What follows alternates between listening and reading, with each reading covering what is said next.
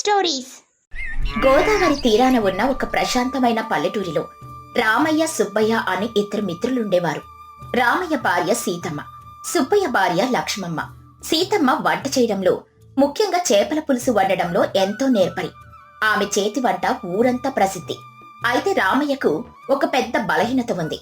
ఎక్కడికి వెళ్లినా తన భార్య గురించి, తన గురించే విపరీతంగా గొప్పలు చెప్పుకుంటూ ఉంటాడు. లేనిపోని ప్రగల్భాలు పలికి ఇబ్బందుల్లో పడడం అతనికి అలవాటు. ఒకరోజు రామయ్య ఇంటి వంటగదిలో ఉదయం వేళ పొయ్యి మీద మట్టి కుండలో చేపల పులుసు ఉడుకుతోంది. సీతమ్మ, లక్ష్మమ్మ కబుర్లు చెప్పుకుంటూ ఉన్నారు. ఏమే సీతమ్మ, ఈరోజు ఉదయాన్నే మీ ఇంటి వైపు వస్తుంటే వీధి చివరిదాకా ఏదో అద్భుతమైన సువాసన వస్తుంది. మట్టి కుండలో పొయ్యి మీద ఏం వండుతున్నావే? కుమకుమలు నా ప్రాణాలు లాగేస్తున్నాయి. ఏం చెప్పమంటావే నా కష్టం. మా ఆయన ఉదయాన్నే చెరువు గట్టుకెళ్లి వల విసిరితే 2 చిన్న కొరమేను చేపలు పడ్డాయట. వాటిని ఇంటికి తెచ్చి సీతమ్మ వండాలి అని ప్రతిమలాడాడు. సరే పాపం కదా అని ఈ మట్టి కుండలో పులుసు పెడుతున్నాను. అబ్బా, నువ్వు చెబుతుంటుంటేనే నా నోట్లో నీళ్లూడుతున్నాయే సీతమ్మ.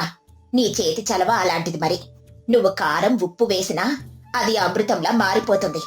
ఆ పులుసు అలా మరుగుతుంటే వచ్చే వాసనకు ఊళ్ళో ఎవరైనా సరే కడుపు నిండా 4 ముద్దలు అన్నం తినాల్సిందే.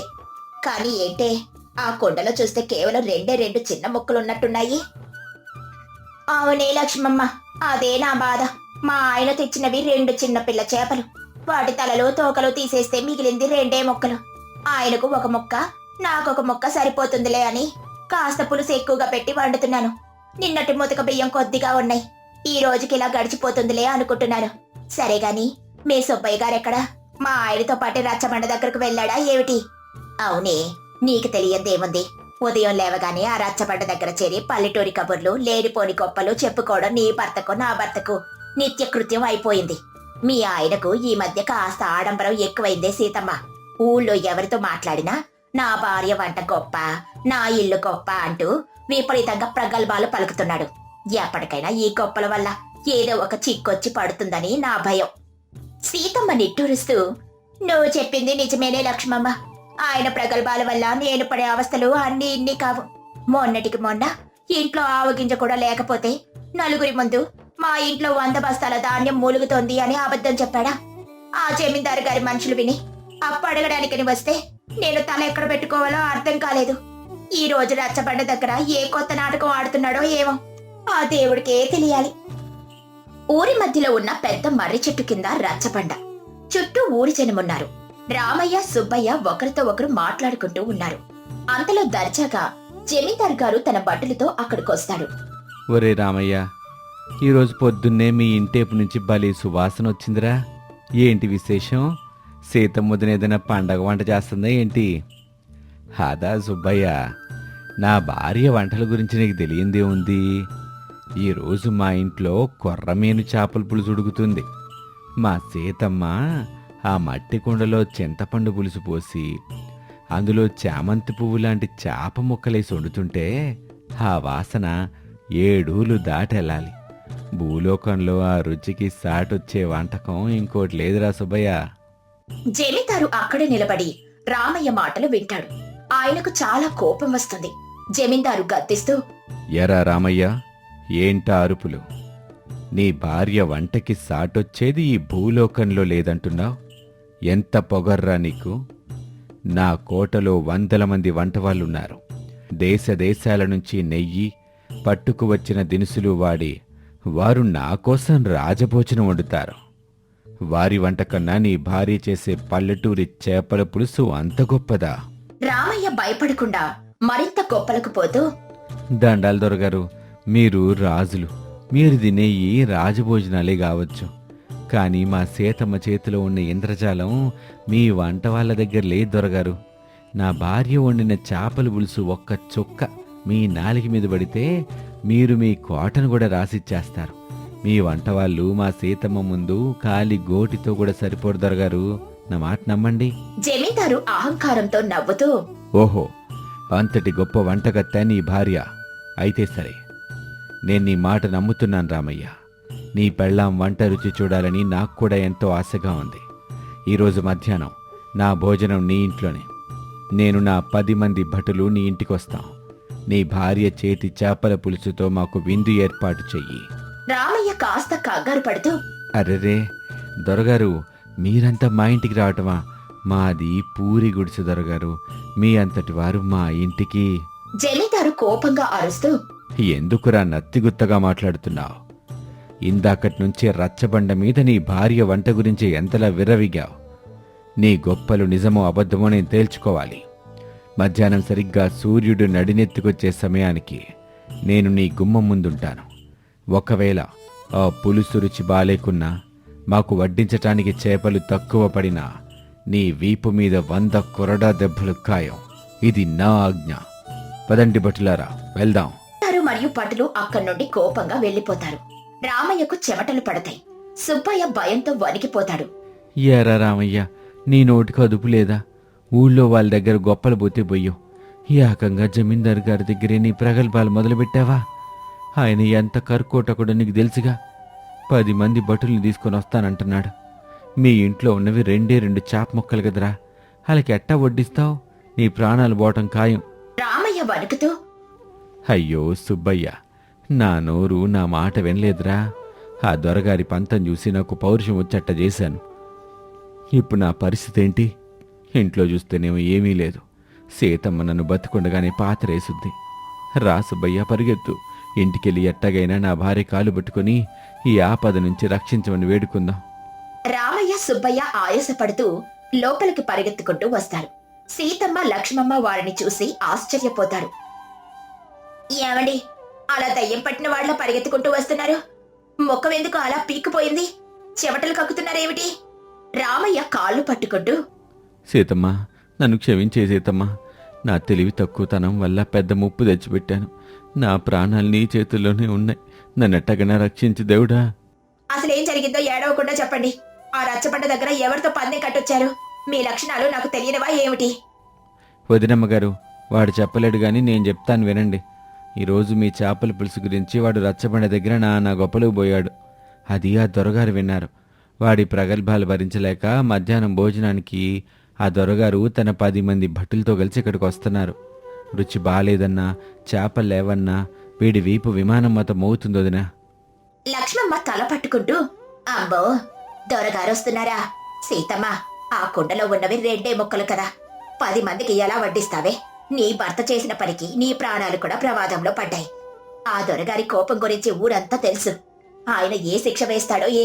సీతమ్మ రామయ్యను కోపంగా చూస్తూ, విన్నారా? నేను రోజు నెత్తురు కక్కుకొని చెబుతూనే ఉన్నాను, ఆ లేనిపోని గొప్పలు కట్టి పెట్టండి అని. నా మాట విన్నారా? ఇంట్లో గింజ లేదు కాని దొరగారికి విందు భోజనం పెడతారా? మీకెంత పొగరు? ఉన్నవి 2 చేప ముక్కలు, అందులో ఒకదానికి తలకాయ లేదు, ఇంకో దానికి తోక లేదు. తినా దొరగారికి ఆయన బట్టలకు పంచుతారా? ఇప్పుడు అనుభవించండి శిక్ష. నేను పుట్టింటికి వెళ్ళిపోతాను. మీ అబద్ధాలు మీరే భరించండి. రామయ్య ఏడుస్తూ, అలా అనుకు సీతమ్మ, నువ్వు తప్ప నాకు వేరే దిక్కు లేదు. నేను చేసింది పెద్ద తప్పే. నా అతిశయం వల్లే ఈ కష్టం వచ్చింది. కానీ దొరగారు వస్తే నా వీపు పగిలిపోద్ది. నీకు తెలివితేటలు ఎక్కువగా సీతమ్మ. ఏదైనా ఉపాయం ఆలోచించు. నా ప్రాణం కాపాడు.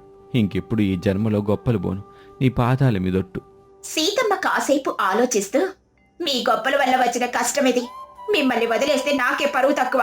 సరే, నాకు అద్భుతమైన ఉపాయం తట్టింది. ఈ ఉపాయంతో ఆ దొరగారు, ఆయన భటులు చేపల పులుసు ముట్టుకోకుండానే తోక ముడిచి పారిపోతారు. మీ వీపు కూడా క్షేమంగానే ఉంటుంది. నిజమా సీతమ్మ? దొరగారు పారిపోతారా? ఏం చెయ్యాలి నేను? నువ్వే చెప్తే చేస్తాను. నిప్పుల్లో దూకమన్నా దూకుతాను. నిప్పుల్లో దూకక్కర్లేదులే. నేను చెప్పింది శ్రద్ధగా వినండి. దొరగారు రాగానే మీరెంతో వినయంగా ఆయనకు నమస్కారం చేయండి.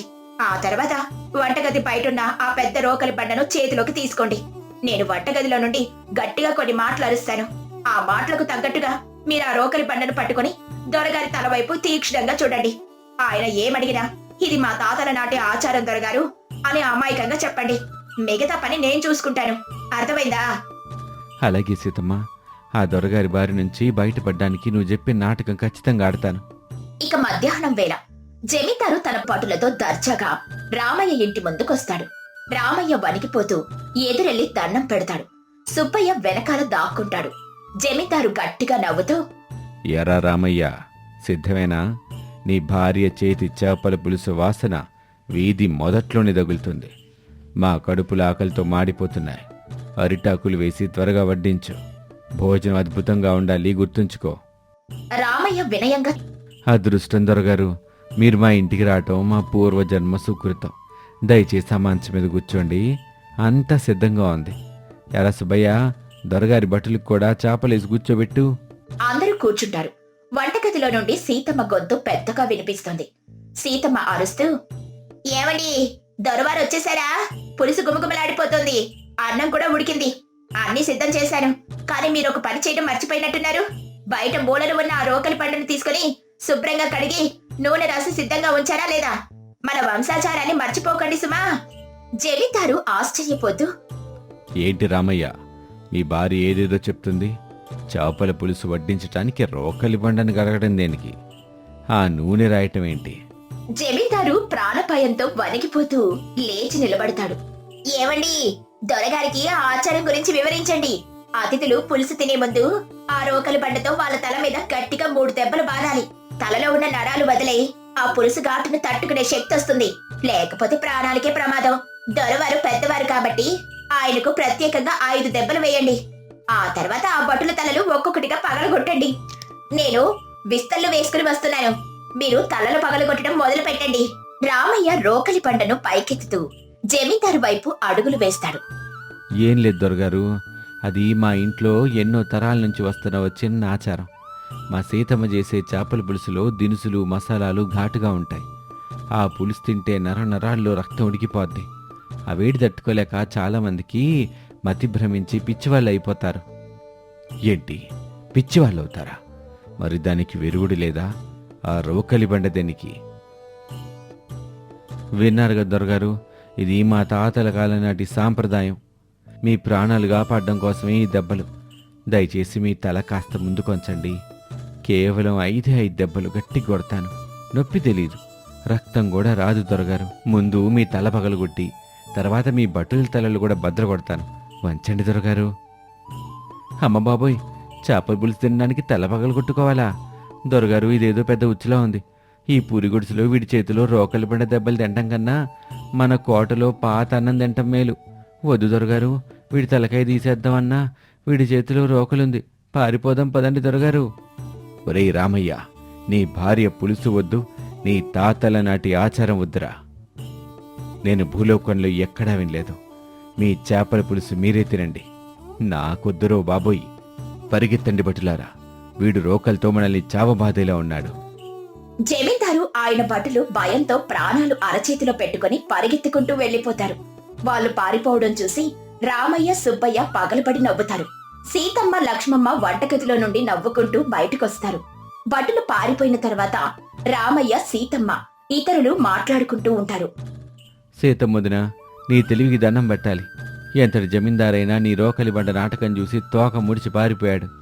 లేకపోతే ఈరోజు ఈ రామయ్య వీపు విమానం మోతమోగేది. వాడు ఆటిన అబద్ధానికి వాడికే శిక్ష పడాల్సింది. కానీ నీ దయ వల్ల బతికిపోయాడు. నిజంగానే తలలు పగలగొడతాడేమోనని నాకు భయం వేసింది. ఆ దొరగారి ముఖం చూడాలి, భయంతో పాలిపోయింది. నీ చిత్తులు మరి ఉపాయం భలే పనిచేసిందే సీతమ్మ. రామయ్య చేతులు జోడించి సీతమ్మ ముందు నిలబడి, సీతమ్మ, నన్ను మన్నించు.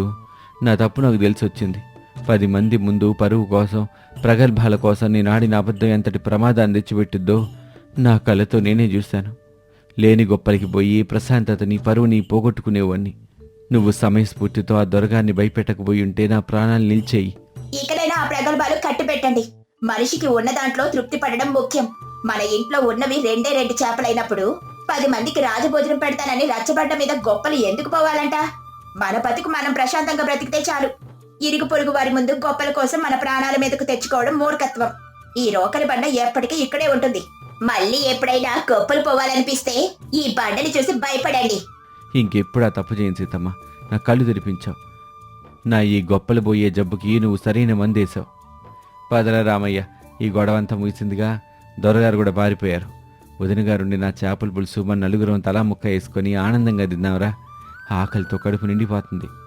అందరూ నవ్వుకుంటూ ఏ ఆడంబరాలు లేకుండా తమకున్న ఆ కొద్దిపాటి ఆహారాన్ని ఎంతో తృప్తిగా, సంతోషంగా పంచుకొని తింటారు.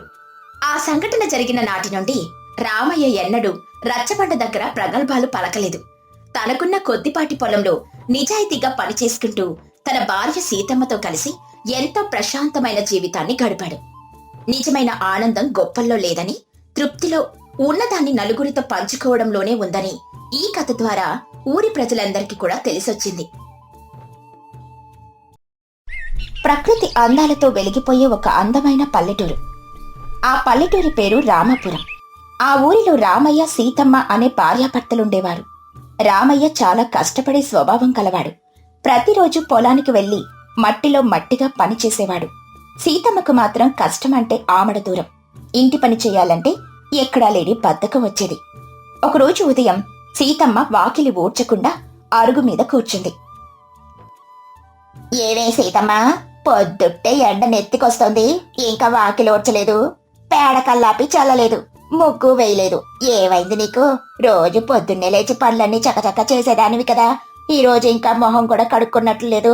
అలా అరుగు మీద కూర్చున్నావేంటి? రామయ్య గారు పొలం నుండి వచ్చే సమయం అయింది కదా, ఆయన కోసం వంట చేసే ఉద్దేశం ఏమైనా ఉందా లేదా? కనీసం పొయ్యి మీద ఎసరు పెట్టావా? నా వల్ల కావడం లేదు మంగతయారు. రోజు ఆ పొయ్యి ముందు కూర్చొని కట్టెలూది నా కళ్ళు మండిపోతున్నాయి. ఈ ఇంటి పనులు, పశువులకు గడ్డి వేయడం, పేడ ఎత్తడం, కొండలతో బావి దగ్గర నుండి నీళ్లు మోసుకురావడం, ఇవన్నీ తలుచుకుంటేనే నా వల్ల కావడం లేదు. నా ఒళ్ళు పూర్తిగా హోనం అయిపోతుంది. ఎప్పుడైనా ఒక్కరోజు ప్రశాంతంగా కాలు మీద కాలేసుకుని దర్జాగా కూర్చోవాలని నాకు మాత్రం అస్సలు ఉండదా? ఆడదాని బతుకంటే ఇంతేనేమో. కోడి కోసిన దగ్గర నుండి రాత్రి దీపాలు ఆర్పేదాకా పనులు చేస్తూనే ఉండాలి. ఈ రోజు నాకు ఏమీ పని చేయాలని లేదు. మంచిగా కారం కారంగా కోడి కూర, మసాలా దట్టించిన మేక కూర, బూందీ మిఠాయిలు అన్నీ తినాలని నాలుక లాగుతోంది. నాకు తీవ్రమైన జ్వరం వచ్చినట్లు ఆయన ముందు నటిస్తాను.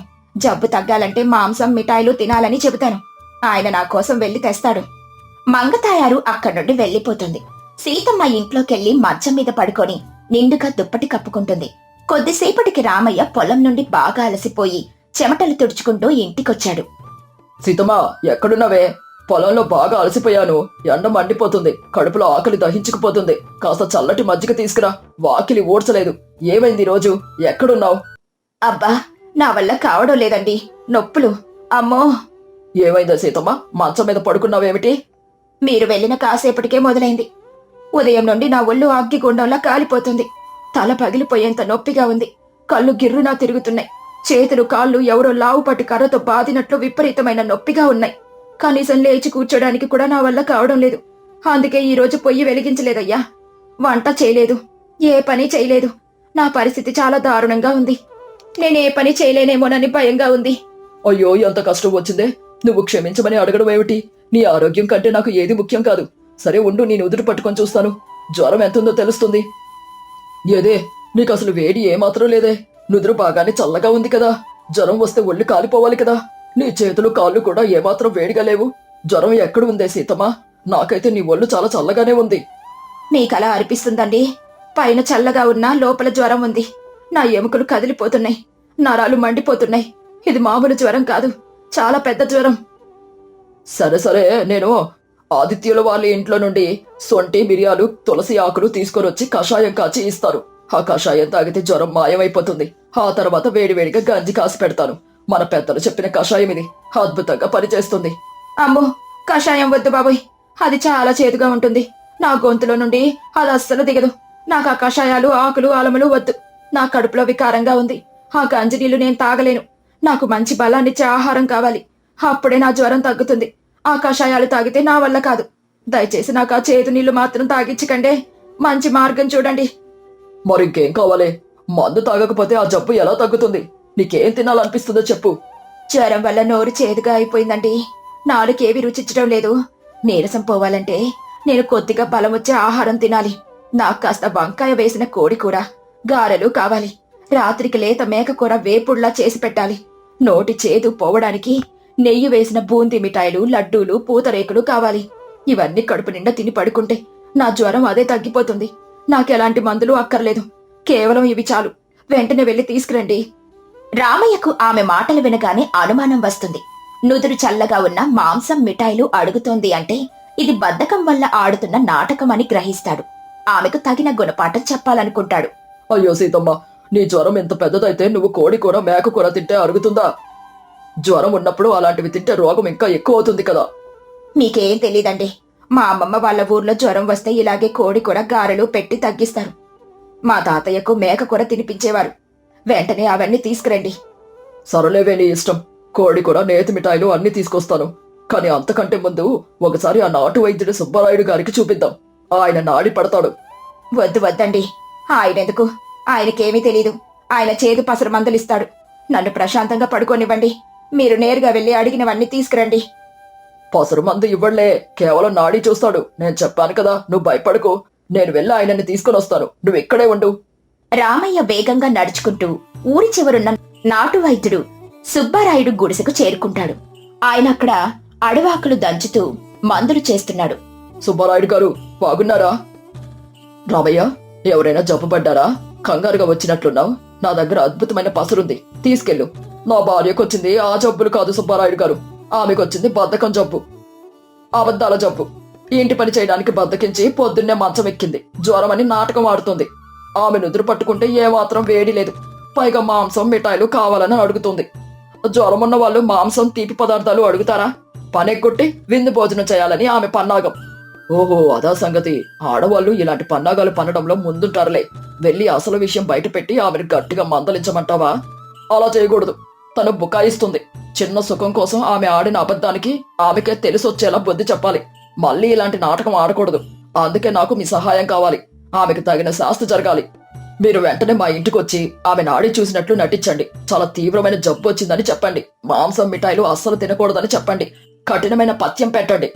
భలే ఆలోచన చేసావు రామయ్య. నా వైద్య నాటకం జత చేస్తారు. నేను చెప్పే పథ్యం వింటే ఆమె పరుగులు తీస్తుంది. పద. ఇద్దరు రామయ్య ఇంటికొస్తారు. సీతమ్మ మంచం మీద పడుకొని మాంసం కోసం ఆశగా ఎదురు చూస్తూ ఉంటుంది. సుబ్బరాయుణ్ణి చూసి భయపడుతుంది. సీతమ్మ, సుబ్బారాయుడు గారిని తీసుకొని వచ్చాను. ఆయన నీ నాడి చూసి చెబుతారు. ఏమ్మా సీతమ్మ, ఏమైంది నీకు? నీ చేతి నాడి ఇలా ఇవ్వు. నా చేతికి ఏం లేదండి. నాకు మామూలు జ్వరమే. నాకు పసరు మందులేమొద్దు. మీరు వెళ్ళిపోండి. అలా అనకూడదమ్మా. జబ్బును తేలికగా తీసుకోకూడదు. నాడి చూస్తే లోపలున్న జబ్బు బయటపడుతుంది. నా మాట విను. భయపడకుండా చెయ్యి చాపు. సీతమ్మ భయంగానే చెయ్యి చాపుతుంది. సుబ్బరాయుడు కళ్ళు మూసుకొని నాడి పట్టుకుని చూస్తున్నట్లు నటిస్తాడు. ముఖంలో కంగారు, భయం పలికిస్తాడు. అబ్బా రామయ్య, నీ భార్య నాడి చాలా చిత్రంగా ఉందయ్యా. నేను నా వైద్య జీవితంలో ఇలాంటి నాడిని ఎప్పుడూ చూడలేదు. మన ప్రాచీన వైద్య గ్రంథాలలో మాత్రమే ఇలాంటి జబ్బు గురించి చదివాను. ఏమైంది సుబ్బారాయుడు గారు? నా భార్యకి ఏమీ కాదు కదా? మీ మాటలు వింటుంటే నాకు చాలా భయంగా ఉంది సుబ్బారాయుడు గారు. ఇది మామూలు జ్వరం కాదు. దీనిని కండర గ్రంథి జ్వరం అంటారు. ఇది చాలా మొండిది. శరీరంలో ఉన్న ఎముకలను కరిగించేస్తుంది. సరైన సమయంలో నేను చూడబట్టి సరిపోయింది. లేకపోతే పరిస్థితి చేయి దాటిపోయేది. ఆమె మంచానికి పరిమితం అవ్వాల్సి వచ్చేది. ఏంటండి మీరు చెప్పేది? నాకంత పెద్ద జబ్బు వచ్చిందా? నాకేమో కేవలం ఒళ్ళు నొప్పులు, చిన్న జ్వరం మాత్రమే ఉన్నాయి కదా. నాకు లోపల ఎలాంటి భయంకరమైన రోగం ఉన్నట్లు అస్సలు అనిపించడం లేదండి. అదేనమ్మా ఈ జబ్బు ప్రధాన లక్షణం. పైకి చిన్న జ్వరంలాగే కనిపిస్తుంది, కానీ లోపల చాలా ప్రమాదకరంగా మారుతుంది.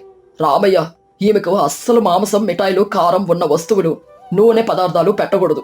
కోడి కూర గాని, మేక కూర గాని తిన్నదో ఆమె ఆరోగ్యం పూర్తిగా పాడవుతుంది. జీవితంలో మళ్ళీ లేచి నడవలేదు. అమ్మో, నేను ఈమెకు బలం వస్తుందని ఇప్పుడు వెళ్ళి కోడి కూర, మేక కూర తీసుకొద్దామని అనుకున్నాను. మీరు నన్ను కాపాడారు. ఈ జబ్బు తగ్గాలంటే ఎలాంటి ఆహారం పెట్టాలి సుబ్బారాయుడు గారు? చాలా కఠినమైన పథ్యం పాటించాలి. వారం రోజుల పాటు ఉదయం నిద్ర లేవగానే పచ్చి కాకరకాయ రసం తాగాలి. అందులో ఉప్పు, పంచదార కలపకూడదు. గింజలతో సహా దంచిన రసం తాగాలి. మధ్యాహ్నం భోజనంలోకి కేవలం ఉప్పు లేని పలచటి గంజి మాత్రమే తాగాలి. దానికి నంజుకోవడానికి గుప్పెడు ముదురు వేపాకులను ముద్దగా నూరి ఆ చేదు వేపాకు ముద్దను మాత్రమే పూర్తిగా తినాలి. రాత్రికి మళ్ళీ అదే వేపాకు ముద్ద, కాకరకాయ రసం.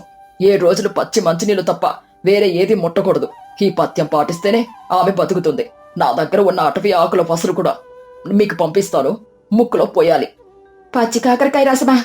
అది చాలా చేదుగా ఉంటుంది కదా. నా గొంతులో నుండి దిగదు. ఆ పథ్యం వద్దు. కాకరకాయ, వేపాకు నేను తినలేను. నాకు అసలు ఏ మందు వద్దు. నన్ను వదిలేయండి బాబోయ్. సుబ్బారాయుడు పథ్యం పాటించాల్సిందేనని చెప్పి వెళ్లిపోతాడు. సీతమ్మ ముఖం పాలిపోతుంది. తన నాటకం బెడిసి కొట్టిందని ఆమెకు అర్థమవుతుంది. చూసావా సీతమ్మ, నేను ఇప్పుడే వెళ్ళి మన పెరట్లో ఉన్న పెద్ద కాకరకాయలు, ఊరి చివరున్న చెట్టు నుండి ముదురు వేపాకులు కోసి ముద్ద చేస్తాను. పసర మందు నేనే వేస్తాను. నీకు ఆరోగ్యం బాగుపడేదాకా కంటికి రెప్పలా చూసుకుంటాను. వద్దండి బాబోయ్, నాకు ఆ కాకరకాయ రసం వద్దు. ఆ వేపాకు ముద్ద అస్సలొద్దు. నన్ను క్షమించండి. నేను పెద్ద అబద్ధం ఆడాను. నాకు ఎలాంటి జ్వరమూ లేదు. నాకు ఇంటి పనులు చేయాలంటే బద్ధకంగా అనిపించింది. పని చేయకుండా కూర్చొని దర్జాగా కోడి కూర, మిఠాయిలు తినాలనిపించింది. నా బద్ధకం వల్ల ఇలా అబద్ధం చెప్పి కోరికలు కోరాను. దయచేసి ఆ చేదు కాకరకాయ రసం తాగించకండి, పసరు మందు వెయ్యకండి. ఇక జీవితంలో ఎప్పుడు ఇలాంటి అబద్ధాలు ఆడను, పనికి ఎప్పుడు బద్దకించను. పొద్దున్నే లేచి అన్ని పనులు చేస్తాను, క్షమించండి. నాకు ఈ విషయం ముందే తెలుసు సీతమ్మ. నీ నుదురు పట్టుకున్నప్పుడే నీకు జ్వరం లేదని అర్థమైపోయింది. జ్వరం ఉన్నవారు మాంసాలు అడగరని తెలుసు, కానీ కేవలం బద్ధకం కోసం, పని తప్పించుకోవడం కోసం నువ్వు ఇంత పెద్ద అబద్ధం ఆడుతావని నేను అనుకోలేదు. ఈ చిన్న నాటకం నీకు ఎంత శిక్షణ తీసుకురాబోయిందో చూసావా? నువ్వు అబద్ధం చెప్పడం వల్లే ఆ సుబ్బారాయుడు గారు నీకు అంత కఠినమైన చేదు పత్యం వారం రోజుల పాటు చెప్పారు. నిజంగానే నేను ఆ చేదు రసం తాగించి ఉంటే ఏమయ్యేది? ఎప్పుడూ నిజాయితీగా ఉండాలి. కష్టపడి పని చేస్తే ఆకలి దానంతటా అదే వస్తుంది. ఆ ఆకలితో ఏది తిన్నా అమృతంలా ఉంటుంది. బద్దకించి కూర్చుంటే అనవసరమైన కోరికలే పుడతాయి. వెళ్ళి వంట పని చూసుకో. అప్పట్నుండి సీతమ్మ ఎప్పుడూ పనికి బద్దకించలేదు, అబద్ధాలు ఆడలేదు. ఇంట్లో ఎల్లప్పుడూ సంతోషం వెల్లివిరిసింది. కష్టపడి పని చేయడం అలవాటు చేసుకుంది. రామయ్య కూడా తన భార్య మార్పుని చూసి ఎంతో ఆనందం వ్యక్తం చేశాడు. ఈ కథలోని నీతి ఏంటంటే, చిన్న సుఖం కోసం ఆడే అబద్ధాలు పెద్ద కష్టాలను తెచ్చిపెడతాయి. ఏ పని చేసినా నిజాయితీగా కష్టపడి చెయ్యాలే తప్ప బద్ధకంతో అబద్ధాలాడితే మనకే నష్టం జరుగుతుంది. మోసం చేయడం వల్ల మనకే కష్టం వస్తుంది. భార్యాభర్తల బంధంలో నమ్మకం ఉండాలి. పనుల పట్ల శ్రద్ధ ఉంటే జీవితం ప్రశాంతంగా, ఆరోగ్యంగా ముందుకు సాగుతుంది. కాబట్టి మనం ఎల్లప్పుడూ నిజాయితీగా ఉంటూ మన కర్తవ్యాన్ని మనం సక్రమంగా నిర్వర్తించాలి. అబద్ధం అనేది తాత్కాలిక సుఖం మాత్రమే ఇస్తుందని గ్రహించాలి.